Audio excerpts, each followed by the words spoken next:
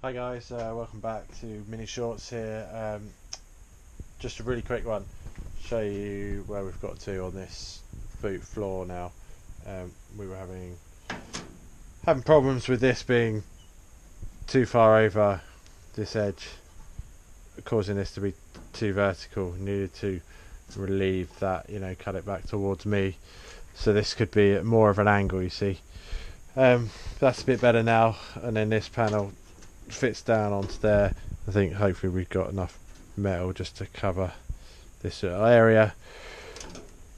Then over here we've got this next panel, so that'll be a seam weld on there and along here, and then it's got the flange going down on the inside, and this Heritage panel here has the flange going down the outside of the companion bin.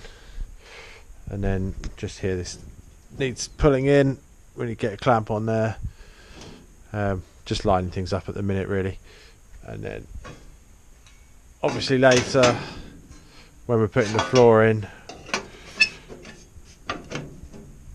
that will go in there. Yeah, so we're getting there on this side. On the other side, I've spot welded this on to this panel, so that'll fit in there nicely. And lastly, I'll run you around the other side for 1 second.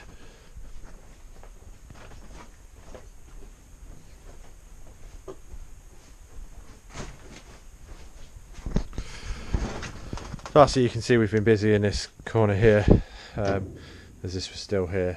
I hadn't got around to taking it out. So now we have room to fit this panel in here, which yeah, there's not going to be much to join this to start with, but it goes about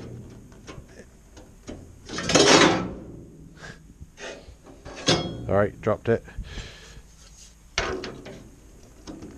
It goes about there. Obviously not much rear quarter panel to fit it to at the moment. Yeah, so that's that. Still need to sort this one out just to fit into this section. But hopefully we're getting close to having all the panels fitting together.